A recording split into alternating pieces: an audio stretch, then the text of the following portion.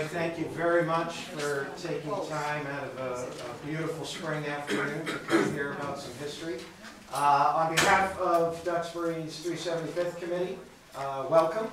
And just a little bit, some of you are return customers, I know, so you've probably heard this spiel before, but just a little bit about this lecture series and what we're trying to do with it. This History Through the Lens series, the 375th Committee has chosen six distinct eras in Duxbury's history, and we are showing a movie that is evocative of those eras, and the movie showing is preceded by a short talk by a local historian to tell you a little bit about Duxbury in that particular era. Our era today is the Civil War era, which some of you may know is very near and dear to me, being a Civil War reenactor. Today we're going to see my very favorite movie in the world, Glory. And preceded by that, we will have Caroyln Ravenscroft, who will be talking about Charlotte Bradford, Duxbury's own Civil War nurse. Before I introduce Caroyln, just a few quick notes. One, as always, we want to thank very much the Duxbury Free Library, Carol and David and the staff for providing this space and the equipment and for all their help in making this series a success. Two, if you want to learn more about Charlotte Bradford, we are going to have, this is a very, very big time, as Caroyln will tell you, for Charlotte Bradford, because this actually marks, this spring marks the 150th anniversary of Charlotte's departure to war to become a Civil War nurse. Sorry if I'm stealing a little bit of your thunder here. So we are going to have some additional programming about Charlotte Bradford this spring. And on June 24 at 4 p.m., that's a Sunday, at the Bradford House, at the Gershom Bradford House, the Society's Museum on Tremont Street, Caroyln is going to be presenting another program which is going to be readings from Charlotte's journals in the house where she lived. So that's going to be a very special program, so we hope you'll join us for that. One quick note about the projector. We had some comments about the previous movies that the projection was rather dark. I have to apologize. The library staff and I, we tried to tinker with this, and there's no making it brighter. I'm sorry. There's a lot of nighttime scenes, and they are going to be sort of murky. You'll just have to use your imagination a little bit. Sorry about that. But now, on to our speaker. Caroyln Ravenscroft is the archivist for the Duxbury Rural Historical Society. She works over at the Drew Archives in the Wright Building, which is open Monday through Friday, 9 to 1. We hope you'll drop in and see Caroyln and do some research over at the Drew Archives. Caroyln received her BA in History from Northeastern. She holds 2 masters from Simmons College, one in Library Science, one in History, and she's been the archivist for the DRHS since 2009. And she is our resident expert on many things, but particularly on the Bradfords, and Charlotte Bradford in particular. So we're very glad to hear from Caroyln today.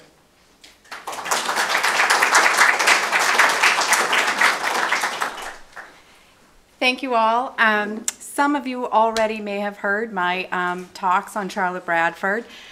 For you, those of you who haven't, I hope you enjoyed learning about her.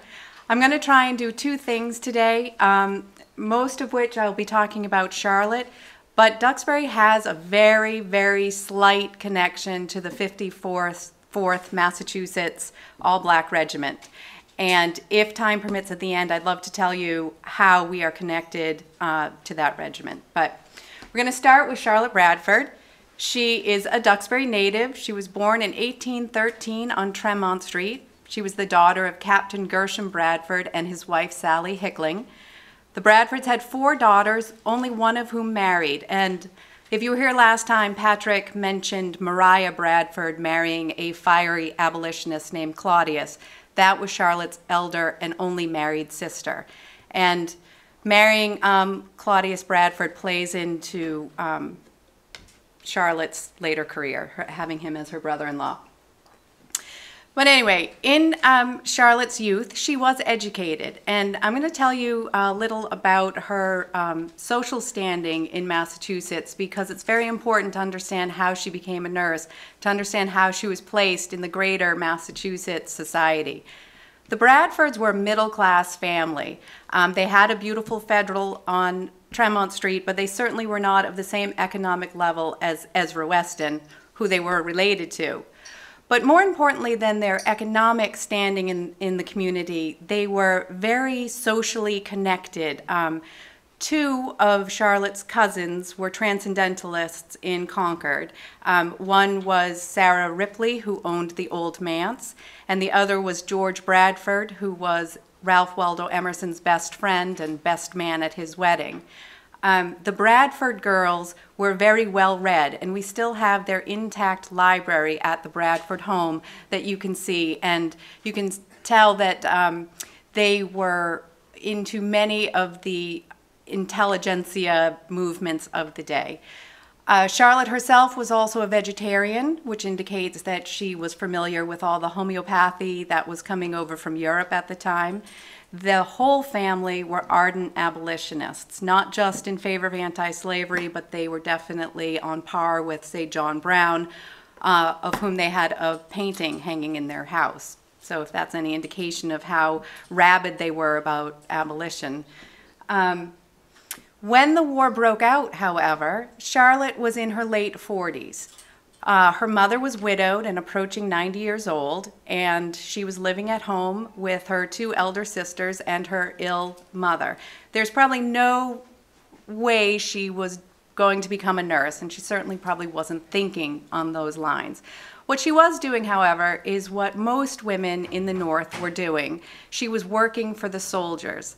And here I'll talk a little bit about the U.S. Sanitary Commission, because they were actually the ones that were organizing the women's work. The U.S. Sanitary Commission had been formed in 1861. Some very well-respected, wealthy New York gentlemen traveled to Washington, D.C. to petition the government to allow them to have a charitable organization that would help with the hygiene, diet, and sanitary commission of the hospitals and camps for the U.S. Army. At the same time they got permission to do that, they also decided to direct the benevolence of the North. And by that I mean women who are working sewing or cooking, canning, baking for the soldiers, for their loved ones in the South, were often packing up roast chickens and cash and sending them to their boys. And the roast chicken would spoil and the cash would be stolen. So the U.S. Sanitary Commission came up with a very hierarchical organization by which regional directors would tell towns what was needed by the South, and those women would create those goods, send them to their regional director, who in turn would send them to Washington. And so when Charlotte writes that she was working for the troops by knitting, what she was actually doing was working under the direction of the Sanitary Commission. Our local Sanitary Commission leader here was Gershom Bradford Weston's wife, Deborah Brunell Weston. She received the orders, and then the women would make whatever was necessary and send it off to Boston, who in turn would send it to D.C. The Sanitary Commission also held fairs in which they would raise money by selling goods for the things that couldn't be made, most especially medicines and morphine that they would send to their hospitals in the South. So in 1861, when the war breaks out, Charlotte's 48 years old and she's working for the soldiers, but she's not yet a nurse. But a couple things conspired to allow her to start her nursing career. And one of the first things that happens is in the spring of 1862, well, the first thing that happened was her mother passed away in November of 1861, freeing up Charlotte to be able to pursue a career. But in the spring of 1862, the U.S. Sanitary Commission took on a new role. They found that the soldiers that were ill and dying in the field down in the peninsula, where McClellan's Army of the Potomac was, had no way of getting any medical care.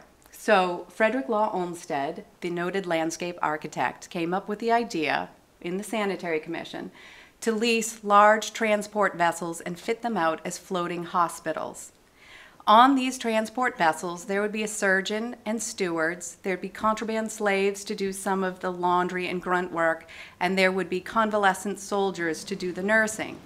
But also on these ships would be placed 2 matrons, and these matrons were invited. They did not apply. They were not necessarily supposed to be nurses, although that's what they became, but they had to be from the elite society in the North. And I won't get into the social agenda of the U.S. Sanitary Commission, but if you ever want to hear about that, you can come over to the archives. But suffice to say, they wanted women like Charlotte on these boats. And being that Charlotte was related to Frederick Newman Knapp, who was directly responsible for these ships under Frederick Law Olmsted, she was one of the women that was invited to join the transport service.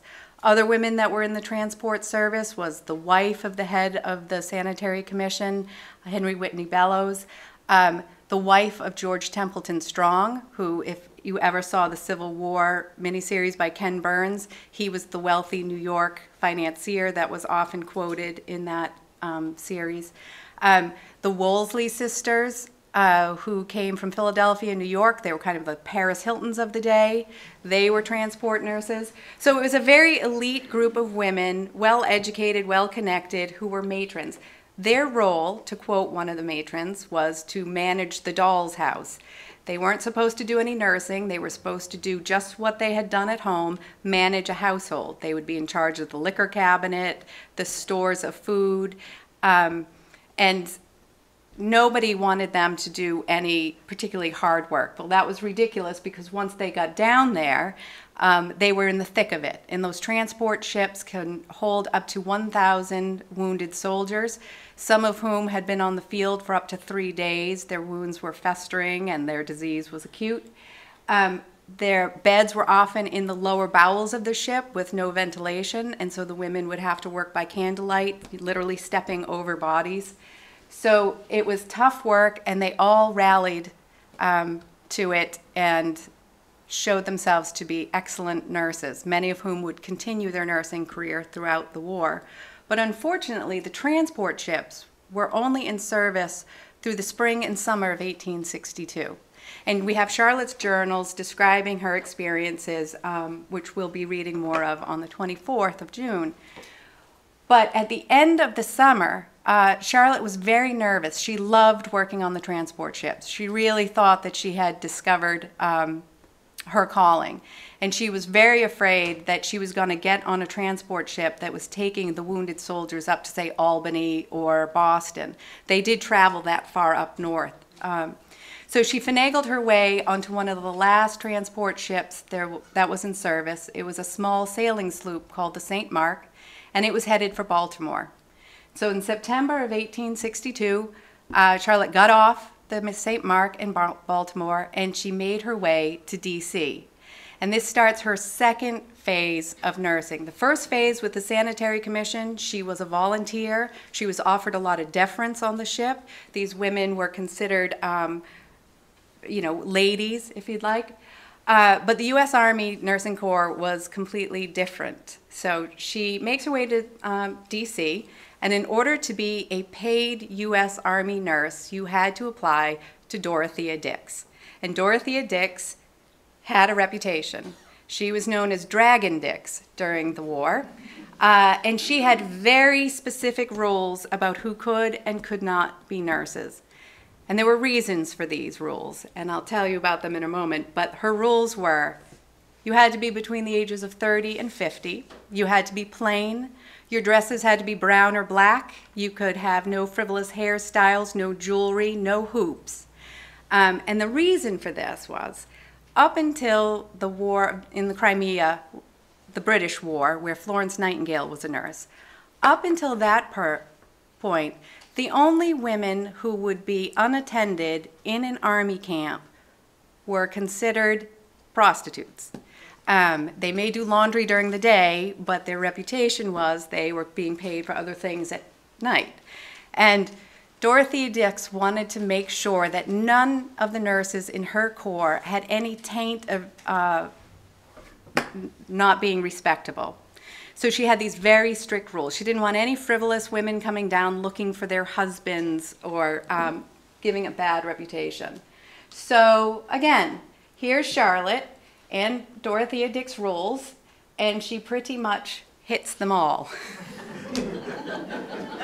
Now, I made a joke there at Charlotte's expense, and in Charlotte's defense, she and I are almost the same age, and if I had to have no makeup and that hairstyle, I would think that maybe I would get a job with Dorothea Dix as well. So we don't know when she was smiling if she looked better than that. But anyway, Dorothea Dix liked Charlotte from the get-go. You were also supposed to have 2 letters of recommendation, at least 2, and Charlotte arrived without any, but it didn't matter. Dorothea Dix recognized a kindred soul. Charlotte had already had experience nursing on the transport ships. She was hired that very day. The next day, she was put into the Armory Square Hospital. This is actually an image of one of the wards in the Armory Square. In DC at this time, every single building that could be a hospital was a hospital. There were beds in the rotunda of the Capitol, the Patent Office, what would be Georgetown and George Washington University were both hospitals. Hotels like the Union Square Hotel, where Louisa May Alcott was a nurse, was a hospital. Girls' Seminary was a hospital for officers. So there was beds throughout the city. But the Armory Square was the creme de la creme. It was actually built to be a Civil War hospital, and it had all the bells and whistles that a hospital at that time could. So she was lucky that she was placed there. But she writes in her diary that her very first day on duty, she was forced to sit and wait for hours before anyone recognized her. Once she was interviewed by the surgeon in charge, Dr. Bliss, nobody ever bothered to learn her name. They snapped their fingers when they wanted a nurse to do something, and she was always referred to as that woman. And this was because the surgeons in the U.S. Army had no use for female nurses. They felt they got in the way, they weren't qualified, and they would much prefer convalescent soldiers to do the duties of nursing. And so Charlotte had a rough awakening because, as I mentioned before, she had been treated with some sort of respect on the transport ships, and there was no respect. It didn't matter what family you were from once you got to be a U.S. Army nurse. 2 weeks into her stay at the Armory Square Hospital, she was let go for negligence. She had had a couple of verbal arguments with one of the surgeons, and in retaliation, he had her fired for allowing a patient to die on her watch, which was, considering the medical care at the time and the limited amount of nursing women like Charlotte were actually doing, she in no way could have been responsible for someone's death. She went hat in hand to Dorothea Dix thinking this was the end of her career, but Dorothea Dix, to her credit, said, "Don't even worry about it. You don't need a letter of recommendation. I'm used to this. So you can be stationed in another hospital." And that's exactly what Charlotte was.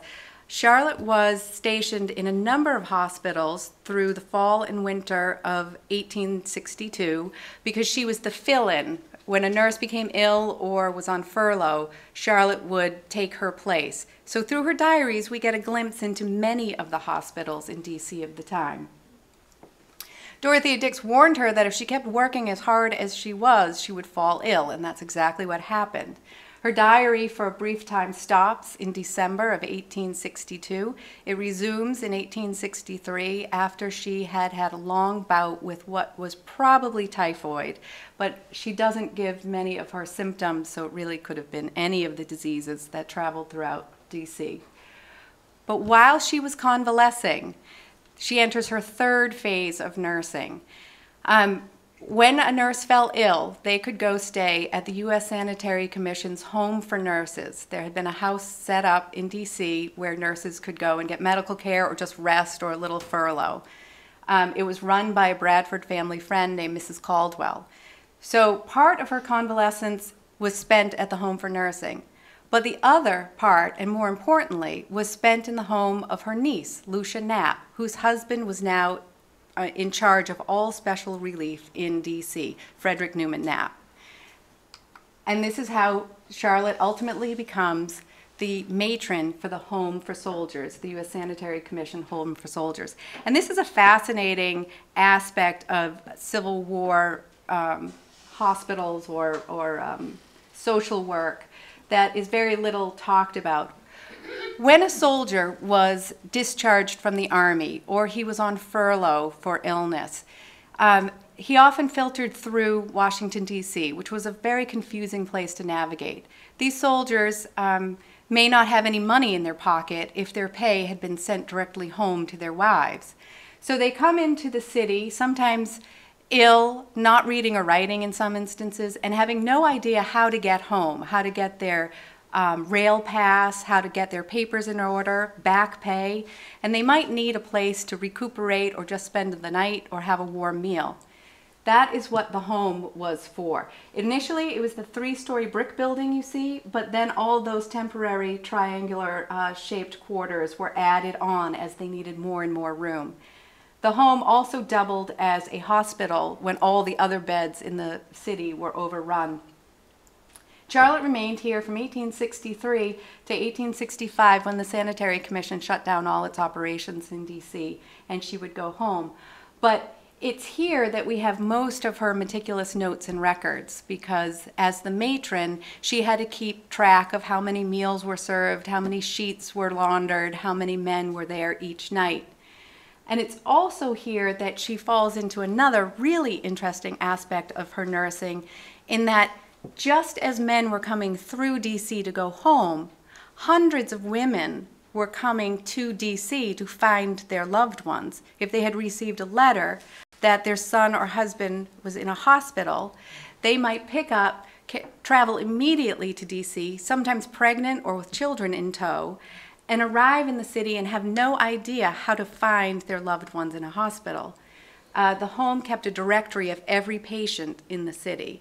It must have been enormous, but they kept it up throughout the war. So wives and mothers could go to the Home for Soldiers and get help in not only getting a place to stay, but also finding their loved one. And if their loved one unfortunately had passed away in the hospital, the home would help arrange the body to be sent home. So it had a real dual purpose, and at some point during Charlotte's tenure, an actual physical home for wives and mothers was built, and I'm still trying to ascertain when exactly that was and where. Was it attached to this, or was it a completely different structure? So in 1865, when operation ends in D.C., Charlotte does go home. She spends the rest of her life here in Duxbury. She dies in 1893, but 3 years before her death, the government okayed pensions for U.S. Army nurses. So starting in 1890, she received $13 a month as an Army veteran pension.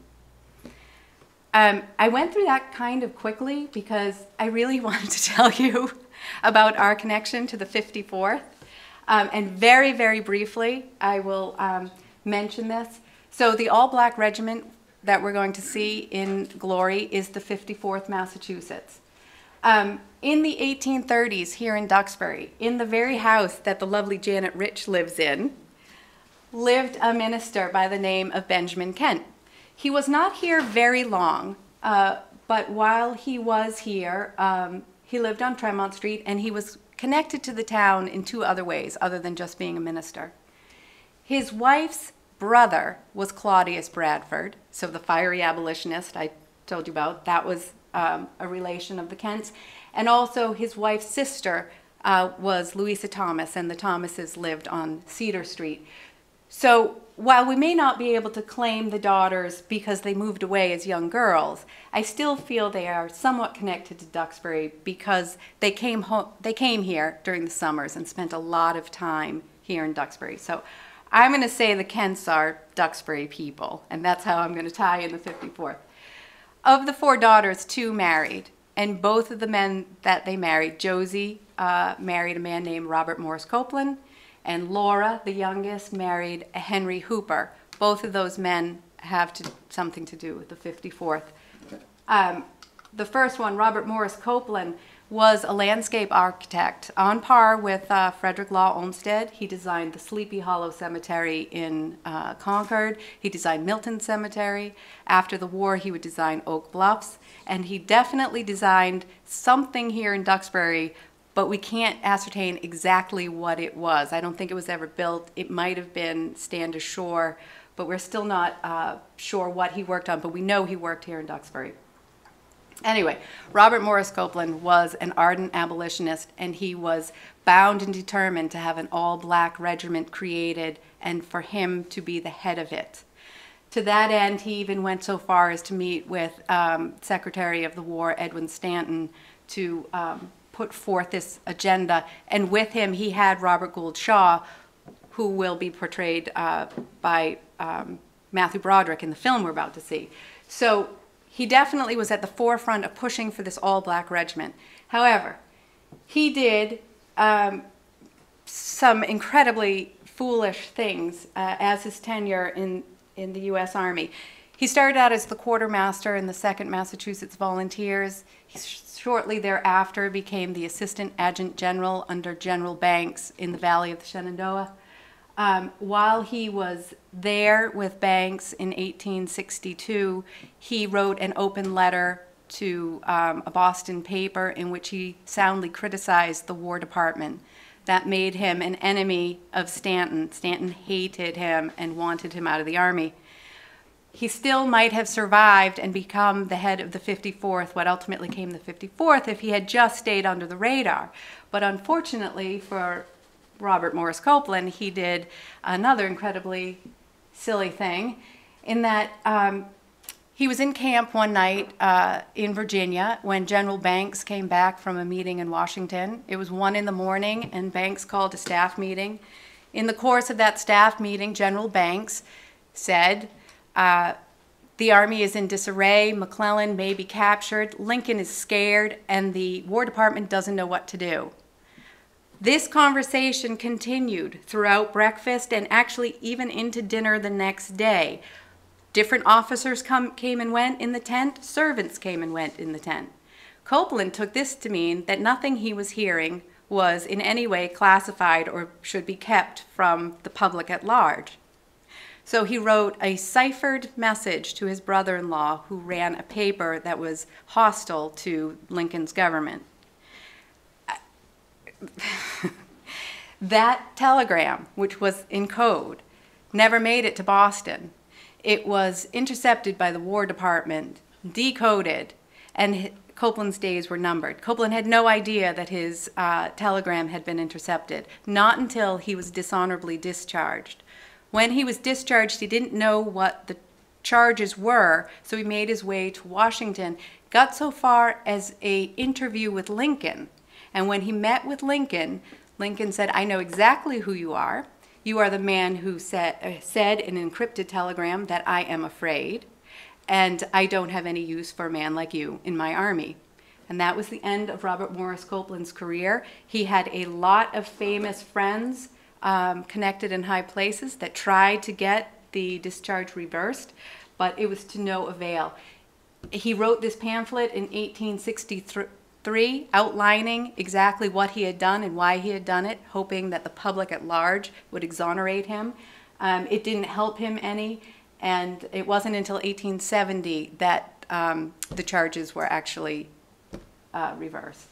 But that was the end of Robert Morris Copeland, so we don't have him leading the 54th. However, the youngest Kent daughter, Laura, did marry someone who was involved with the 54th. Lieutenant Colonel Henry Hooper was from Boston. After the events we see today in the movie, Henry Hooper joins the 54th, and he'll stay in the 54th until the end of the war. So he's an actual connection. And so that is all I have, and I stayed within my time, so the movie won't go over. Does anybody have any questions? Go ahead. Same Frederick Knapp that bought the Westinghouse? No, it's his son. Frederick Bradford Knapp is Frederick Newman. After the war, Frederick Newman Knapp becomes a minister and runs a school in Plymouth. And then his son starts the Powder Point School for Boys at the Weston Estate. Actually, I had a question. Were there a number of slaves here in Duxbury? No, Were there any slaves? no. Well, you mean during this period? Yes. No. Perhaps freed, but no. How was it Hingham could have many and Duxbury had none? During the 1860s, well, there was no slavery in Massachusetts during the 1860s. So during this time period, there's no slavery. During earlier time periods, before slavery was outlawed in Massachusetts, there probably were some slaves here. But that ended in the 1700s, right? 1781. 1781. Slavery was outlawed here in Massachusetts. Thank you. Yes, Mr. I have heard that disease played a huge role in the death toll from war. And of course, if you're injured, you're going to get a disease Yep. probably. But would you care to comment? Absolutely. I mean, disease, more people, am I correct in saying more people died of disease than their wounds in the Civil War? Yeah. And that is the majority of illnesses, even on the transport ships that Charlotte saw, were due to disease. And as far as wounded goes, she even talks about if you were wounded, you could lay on the field for up to 3 days, and actually the maggots would be literally eating you alive. So there was the medical care in the Civil War, whether you were sick by disease or injured, was atrocious.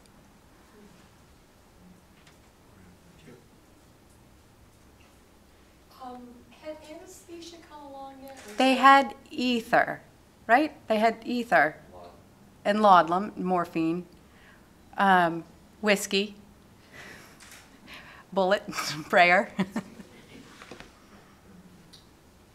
How many soldiers actually signed up from Duxbury? Just over 200, right?